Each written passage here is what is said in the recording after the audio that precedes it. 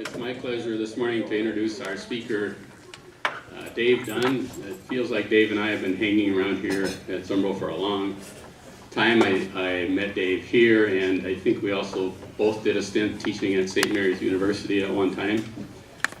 He's been picking on me for a long, long time. Those of you that know him probably get picked on also.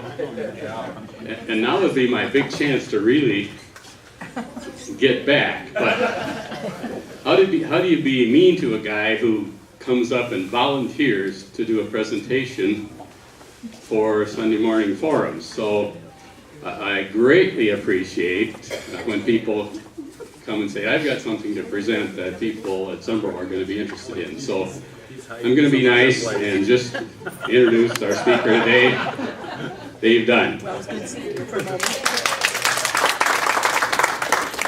Am I on okay? It's nice for you to be nice to change. I just got kind of hooked on this subject of near-death experiences from a particular book that we'll talk about that deals with a young boy. And I read the one book, and Heaven is for Real, and that hooked me completely.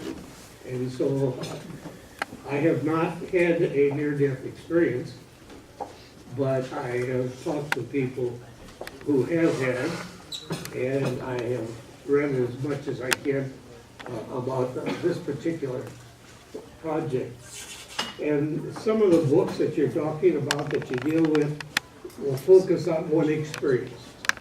In other words, one person who's had a near-death experience, and they'll talk about it. And some of them will have a series of many experiences.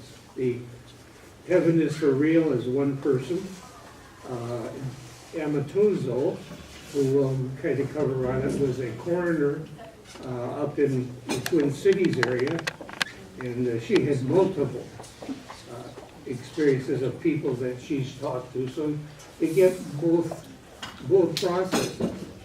And not everybody buys it yet. Some feel it's for real, and some people say it's not possible. There is one author, Green, who just doesn't accept near-death experiences at all. And he points out that medical logic does not support the concept or the idea that you could have many medical societies avoid talking about it or avoid getting involved in it.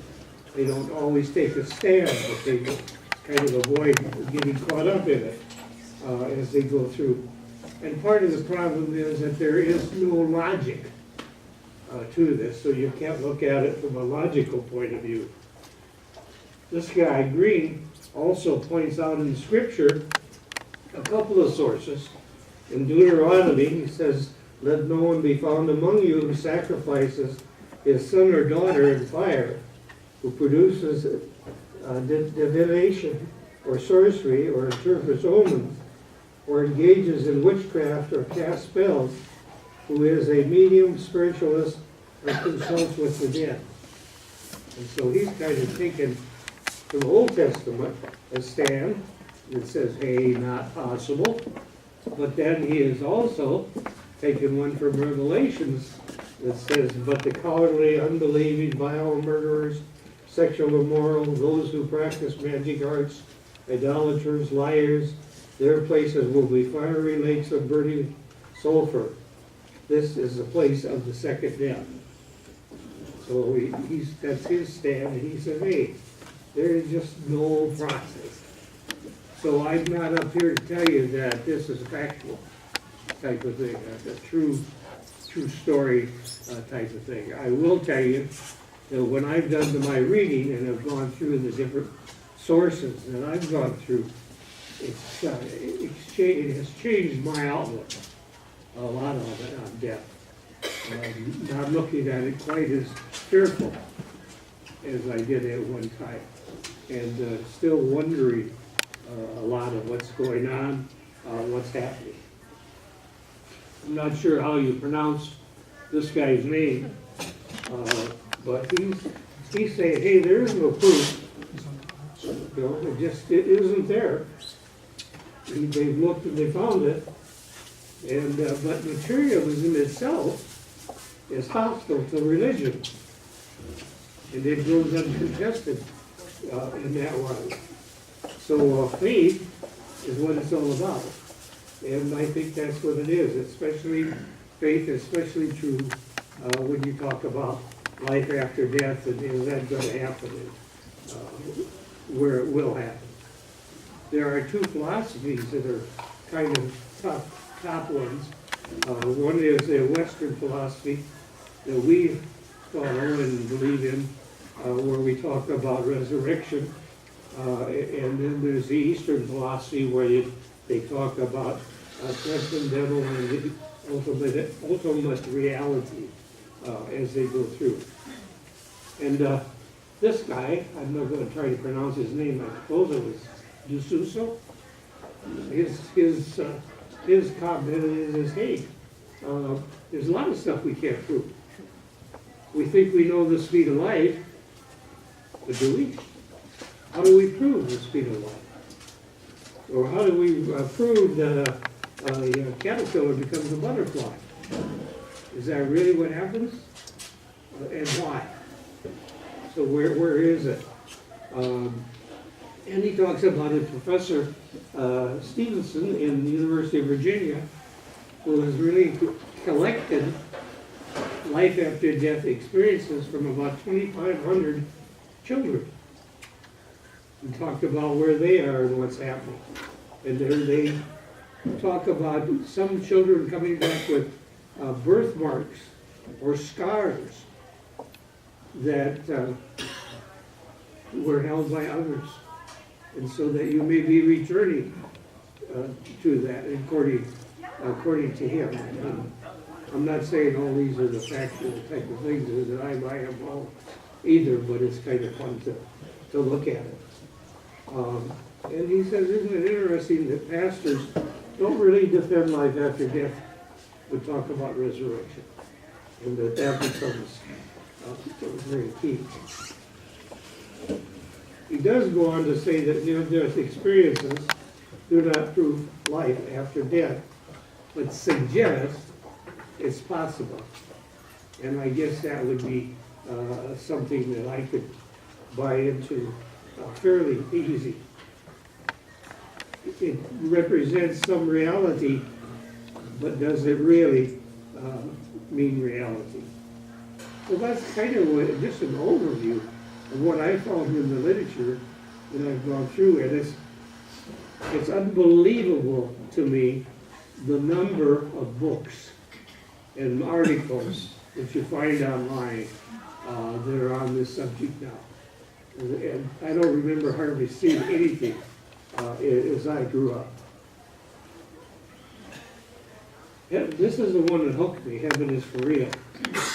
And Todd, he is a pastor in Imperial, Nebraska. Now, Imperial, Nebraska is in the southwest quarter of Nebraska, not too far from Denver or Farmington as he goes through.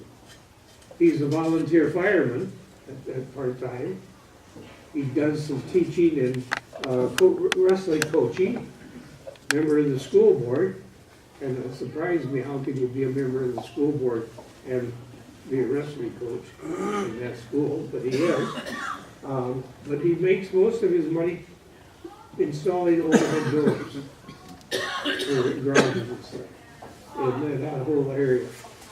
His wife is a teacher involved in children's ministry, and she's the administrator for that particular overhead door process.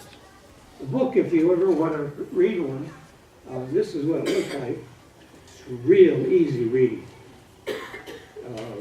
Just kind of, I would think young people could even read it as it goes back through. And you can see this is what it looks like in the cover itself. And that's their young boy, Colton, that you see here. And he's the one with the experience. There's the family, mom and dad and the sister and Colton. And then Colton himself, kind of a cutie. You look at him and see him, and he's kind of fun to see. Colton complained of stomach pain.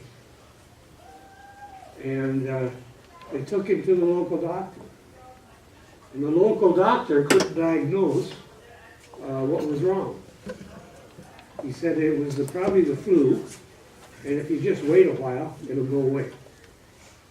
Okay, so they did. They took him back home, and they waited a while. But at the second time they went into the hospital, same problem. They mentioned to the doctor that both of the parents had had infected appendix.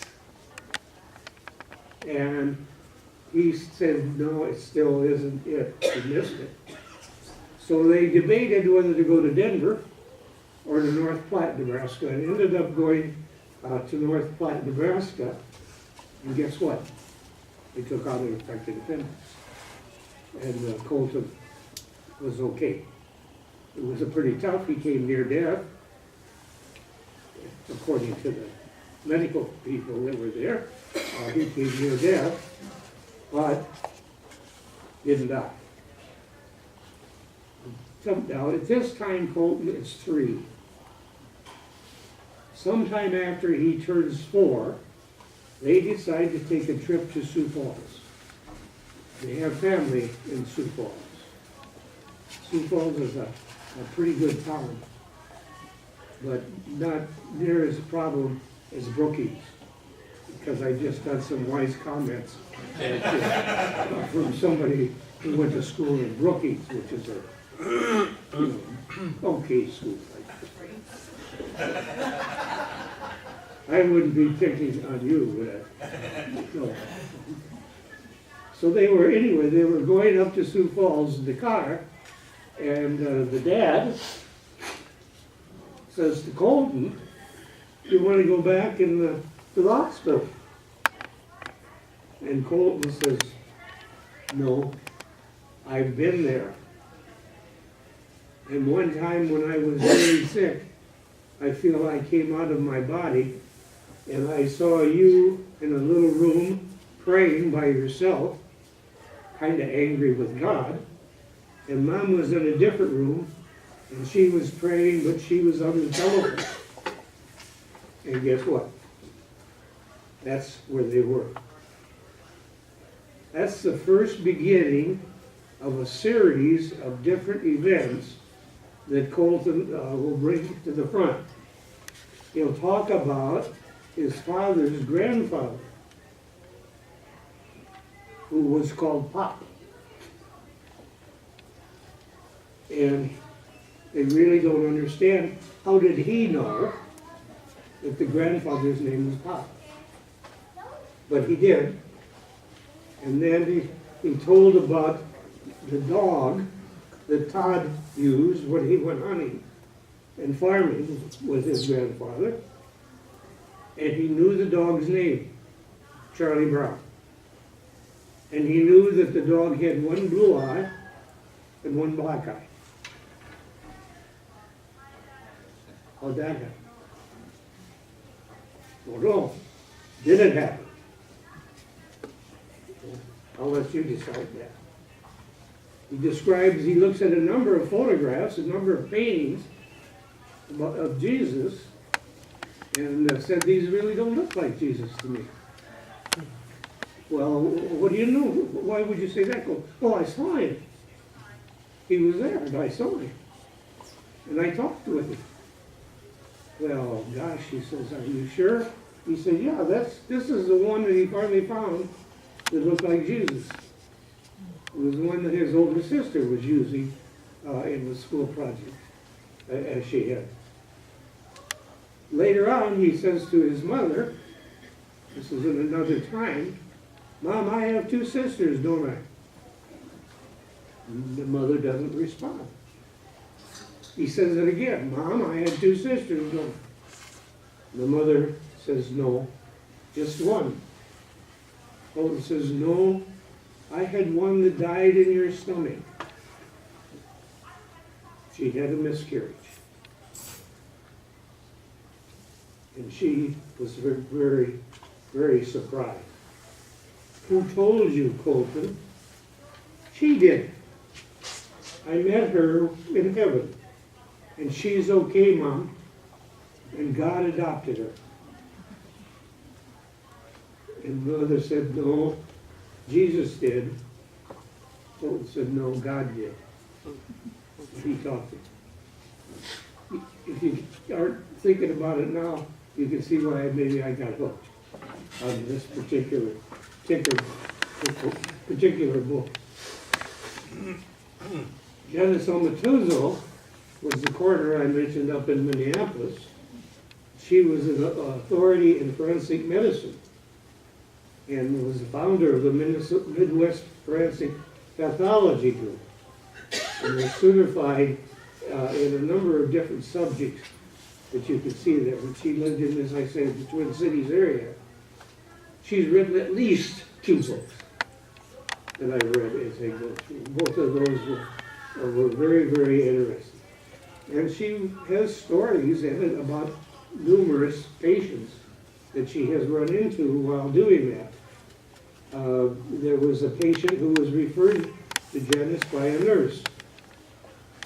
Said the patient has an interesting story to tell. She went to visit the patient. There were 2 men in the room that they were there. And the patient number 2 was in recovery process as they went back through. Patient number 1 commented that he was watching them work and using shock paddles on his own body. He had come out of his own body and floated above and was looking down and watching the doctors treat him. When the patient in the next bed had cardiac arrest, he left his body too. And they were both floating around up by the ceiling, and they talked with each other. And they left the room together. And they floated out through a tunnel, a dark tunnel, which a lot of this literature describes and goes with, into an area that had beautiful color, but you can't describe it, and light music, and that's where they were going to be going. Well, what happened was, as they were doing this together, this patient, number 1, was told that you don't need to be here. You can go back. And he did. Because they only had 1 set of tools to treat the patient with, patient number 2 didn't get treatment, and he died. And he went on up to heaven.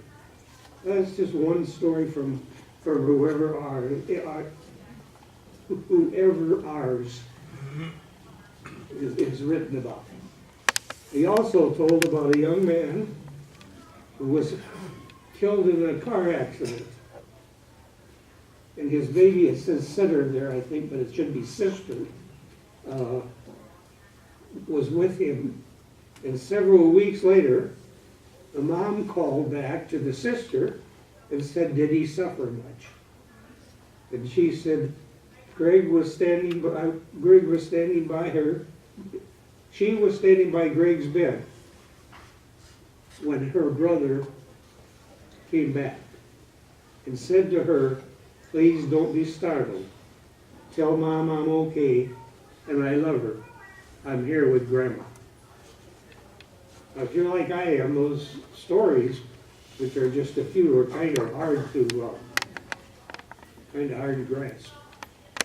of hard to assimilate. But that, I guess that's why I got hooked as I went back through the process. Yeah, no, that's the Janice Omatuzo. She has 6 secrets that you see here that she struggles with. Trust yourself. We already know this. We are awakening. We are all connected. There's no need to fear the tail of the dragonfly. She talks about it towards the end. Some of it's a little bit hard to understand. In the trust yourself philosophy, she's saying you can't always figure it out. It isn't going to make sense. And she gives an example of a patient who was a 72-year-old man who they had in the hospital, and he was sent home. He'd been in an accident and had just minor injuries, and the next day he died. And the autopsy did not reveal why that he died. And as a result, she couldn't understand the death, and her doctor, Brett, said, sometimes we don't understand, we just have to accept. And that was kind of their that philosophy. Some of this stuff you'll never, doesn't make sense. And I would tell you that a lot of the reading I did doesn't make sense. Ready to know, she's met a friend of a friend in the cafeteria. The first friend had read her book and wanted to talk. She tells how her grandparents were gone, and they developed a special relationship with a friend of her grandfather's, and she called him Dr. DeWitt. They had a special connection, and she regularly visited him at the nursing home where he was. And one day, she had a dream, and she went to the nursing home and met Grandpa DeWitt, and together they walked down to the pond and fountain where they had always been and had a wonderful time together. And later that day, the nursing home called her to tell her that her grandfather had died that morning. Again, I don't know, what you can take and what you can't take as you go through this. Just kind of very impressive as far as I'm concerned. Or another story, Mike at a transplant at the Latter-day Saints hospital in Salt Lake City. Mike woke up and told his family that the donor for this transplant was named Dana. His wife's sister told him that she had been in the surgical area and saw that name on the wall, in the TV computer as they went through. And Mike said he saw Dana being sucked up to air with him, and they were sucked up together as they went through. Dana had died in an automobile accident. Later, they found out who the mother was, went to visit them. There was a number of photographs of different people, and Mike was able to pick Dana out of the photo book and say that's who he is. I don't know, do you have any questions? Feel free to ask me. It's kind of, I find this stuff just overwhelming. And sometimes hard to believe and accept, but yet another time kind of hopeful as you go back through it. Teresa worked at an early learning center. She had a couple of good friends, Marge and Joyce, and they were like sisters to them. She had a dream. She saw Marge as clear as a day, and Marge said to her, "Come on, let's go shopping. I want to pick something up." And they went off shopping, and Marge went into the dressing room, picked out a beautiful maroon dress with a golden locket to go with it. The next day, she learned that Marge had died the day before. And when she went to the funeral, Marge was wearing the outfit that they had picked out. Was it spooky? But I'm not the only one who's had it.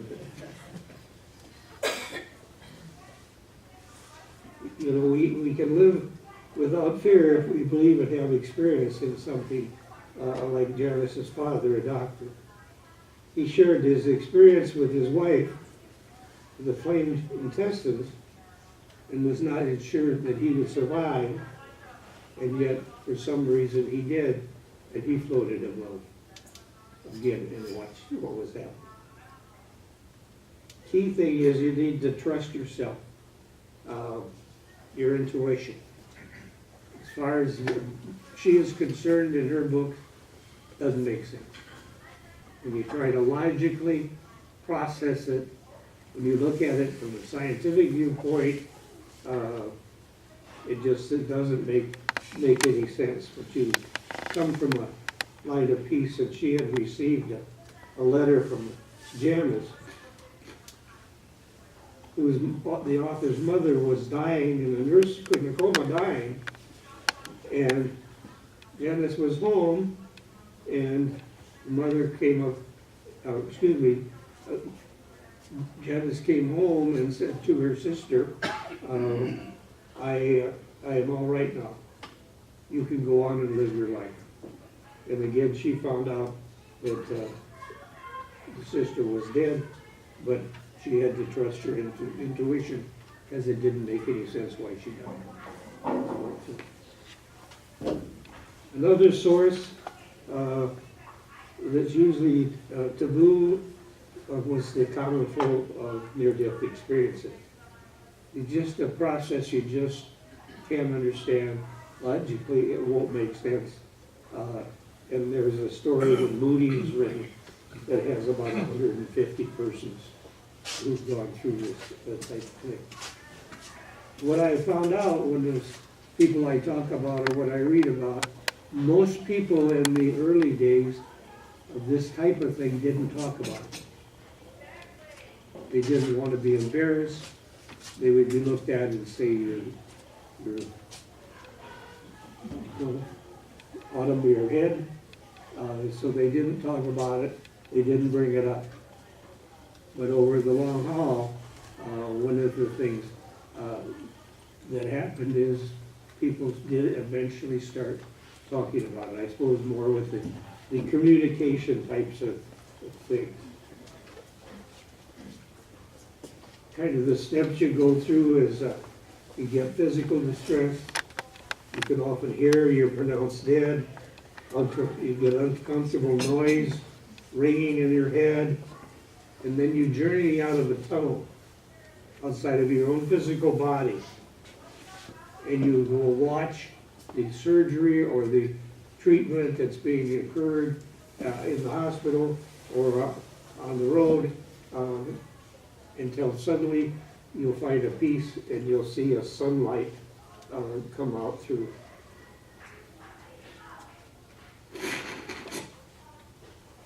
Others who have died have come to help relatives and friends. Some people have seen Jesus. Some people tend to find barriers or borders that keep them continue after life, but they do come back. So they're not allowed the whole sequence of dying and finding that peace. And all the reports are differently. I can't explain what I'm saying. You know, I know we have a number of doctors in here. You can argue with me. I couldn't win. There's no logic to what I've seen. Here's one that was described as in life after life. Now here's the real problem for me. I'm going to tell you this because the words are all three-dimensional. I was going through this and kept thinking, well, when I was thinking geometry, they always told me that there were only 3 dimensions. And I always accepted that they were right, but they were wrong. There are more. And of course, our world, the one we're living in now, is 3-dimensional. But the next one definitely isn't. That's why it's so hard to tell you this. I have decided in its words that are 3-dimensional, that as close as I can get to it, but it's not really adequate. I can't give you the complete picture. Well, there was a head injury, and at the point of the injury, there was a flash of light, and then all pain disappeared. and the patient felt he was floating in the dark space. The day was bitterly cold, yet he was in blackness, and all he felt was warmth and the most extreme comfort he had ever experienced. I remember thinking, I must be dead. He wasn't. So you can keep on going as you go through. While I was in this void, I talked to people, and yet I couldn't really say I talked to any bodily people. Yet I had a feeling that there were people around me, and I could feel their presence. I could feel them moving through, and they could never see anyone. Every now and then I would talk with one of them, but I couldn't see them. I knew I was dying, but would be fine, so my condition never worried me. Just again, different sources, different stories. This guy was a surgeon, 25 years, in some very major key places. He had a very severe illness at the cortex of his brain. Some people say he traveled out into the Middle East and maybe picked the virus up, but they weren't sure and couldn't prove it. He was in a coma for 7 days and had little hope for recovery. When he did recover, he came out. He said, I managed to be conscious in another dimension for a week of my coma, and how I somehow recovered so completely, entirely secondary. The unconditional love and acceptance I experienced on my journey is the single most important discovery I have ever made or will ever make. As hard as it is, I know it's going to be unpacked with other lessons I learned while there. I also know that in my heart, sharing this very basic message, one is so simple that most children accept it. It is the most important task that we have. He talked about people praying for it and said, the prayers give me energy. That's why I profoundly sad as I was, I sometimes felt strength in that whole process. And then finally, he said, heaven would come with me, and I would come in for form of a creator of home, and it would come in the form of an angel, my angel, a girl on the butterfly. And that's how he saw it. I was on my way back, but I was not alone. That's what I found in literature, at least a few of the sources and a few of the materials that are there. Surprisingly, when I started in this thing, I had 6 people come forward and say, I've had that experience. People, most of them belong here at Zumbro. I promised not to use names, because I didn't want to embarrass them. If they want to talk and tell you they've done it, that's fine, but at least I'm not forcing it. One of those experiences, it occurred on March 25th, 2008. I had been at work and wasn't feeling that good. I had been experiencing tightness in my chest and a bit of shortness of breath. I don't think anything at all was that serious. I had gone over to visit my dad in the hospital, and on the way out, I bumped into one of his doctors who asked me if I was okay. I think this could have been a bit of a red flag to me. I went to pick up my wife. We had to run an errand, and I was feeling worse as time was going on. My wife contacted her mother and had her bring us to St. Mary. I went in and spoke to people and let them know what was going on.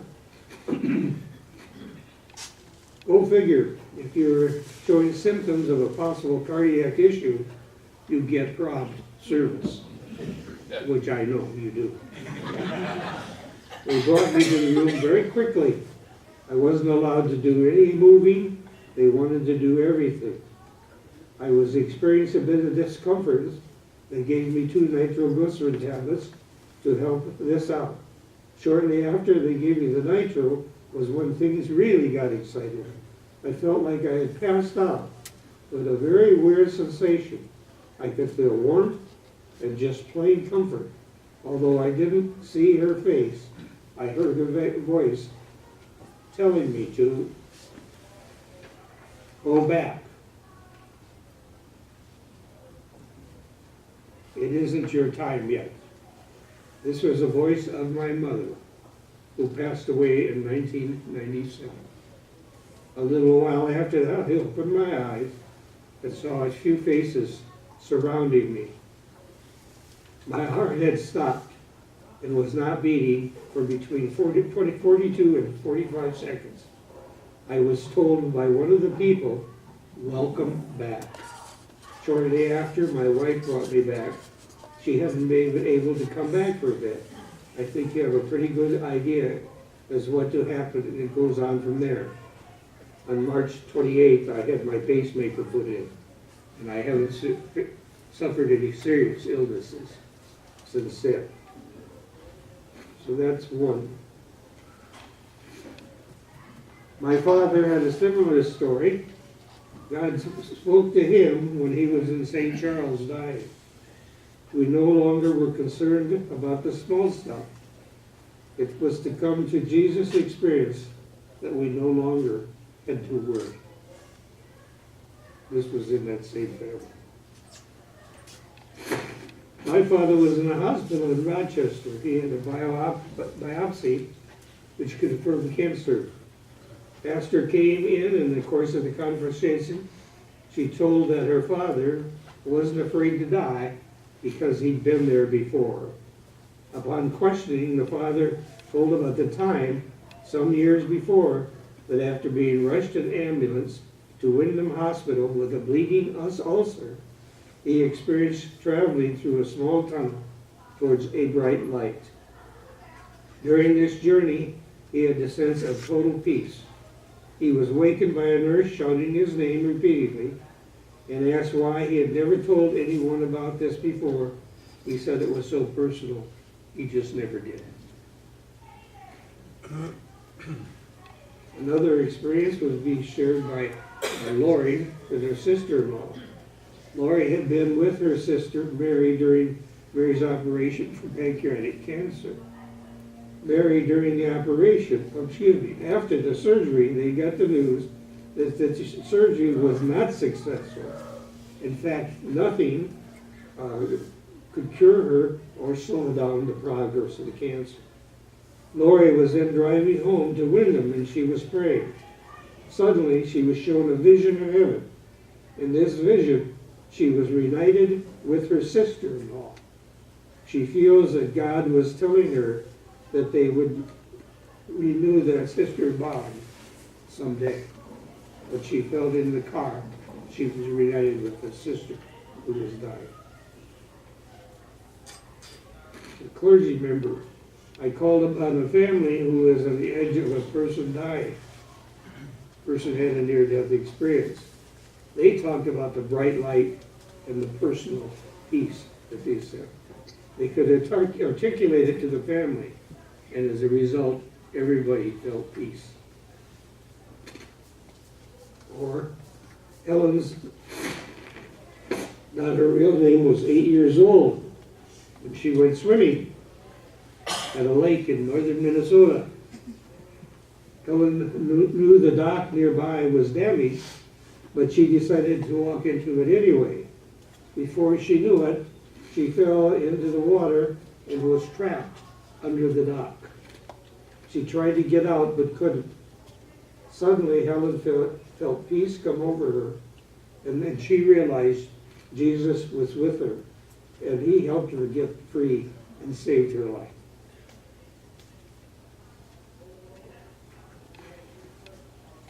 Chris, not her real name, was undergoing surgery at Methodist Hospital some 40 years ago.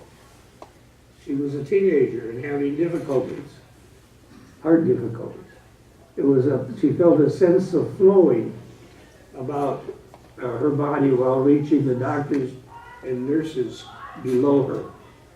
She never told anybody about this experience, except her husband.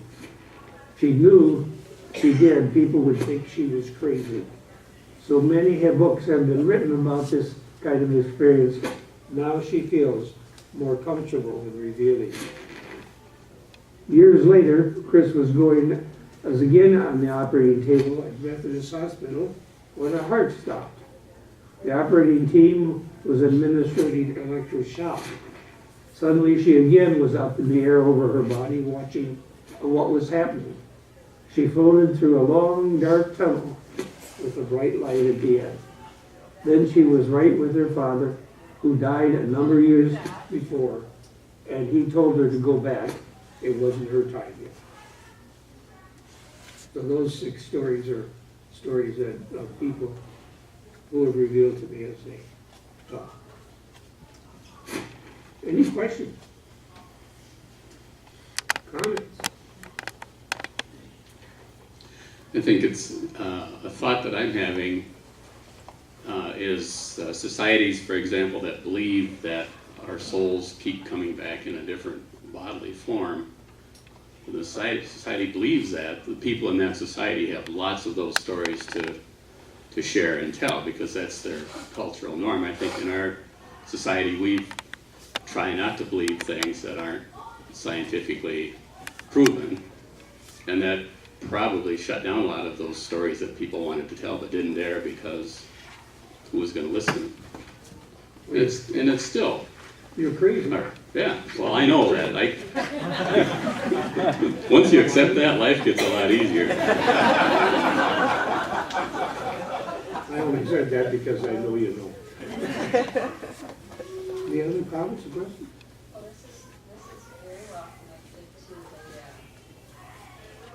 this is very well connected to the theme of the sermons we've been listening to. I think I always, what Pastor was talking about this morning in the gospel where the man said, I believe, Lord, help my unbelief. I think of that a lot because, I don't know, as I get older, I have doubts for some reason, and, a childlike faith. I still have a lot of that, but not all of it. So, in a lot of these experiences, God could come to people in many ways, and there's no reason to doubt the variety of ways He comes to us, whether it's in death or in life. Death is whatever. Your biggest problem is you're human. Yeah, exactly. Anybody else?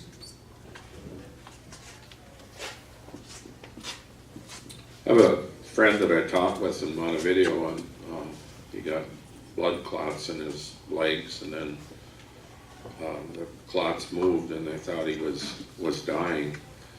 And he's not a person, we'd ever expect to talk about such things, but he told me that he went through the tunnel and saw the light, and he was talking to his mom and dad, who had been gone for 10, 12 years, and they said, Joel, it's not your time, you have to go back. And then he remembers, going back to his body, so to speak. So found it really interesting because he probably one of the last people I would ever expected to hear that story from. So.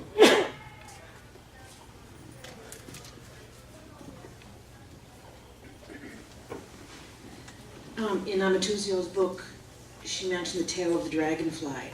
And for those of you that aren't familiar with it, that is the story of dragonflies that are living as water bugs in the muddy water. And one day, one climbs up a reed and disappears, and the remaining ones make a pact, saying the next one that goes up, come back and tell us what it is, what's going on up there above the water. Well, the pact maker was the next one to go up, climbed out of the water, dried off, and found that he could fly and he had wings. And he tried to go back down into the water, but he couldn't. And he said, well, it doesn't make any difference because they won't recognize me anyway. And that story was important to me when my parents died and I had a small child at home, and I made some quilts to represent it. That's always been kind of a key way to talk about death for me. When my husband got sick, I wish this was a near-death experience. It's not. It's a death experience. When my husband got sick, I always asked him to make sure that he would come back and give me some kind of a message. And therefore, I used on his service bulletin for his funeral a picture of a dragonfly. And so that would be maybe the day after he died. And then 2 days after he died, the house is full of people, and I'm overwhelmed with, food and visitors and everything. My neighbor came to the door and said, "You've got to come outside right now." And I was kind of perturbed, but I went outside, and the sky was filled with dragonflies. I mean, it was like a black cloud of dragonflies, something I'd never seen, from the ground up to way above the trees, and flying into our yard, flying into our trees, and it was stunning and frightening, and something that gave me a lot of peace at the same time. My husband was a pilot and a windsurfer and did all kinds of air and sky-based things, and I think he picked the right sign to show me it was okay. Probably there's not a lot of this stuff makes sense, but it's kind of, I think, very key in the sermon that we've been going through. It's faith and doubt. Well, thank you very much, everybody. Appreciate you coming. I hope it's a good session for you. Thank you, David. Please come back next week. Professor David Teedy from, I believe from seminary, is going to talk about the state of education, seminary education, university education in the country. We'll have some interesting things. Thanks.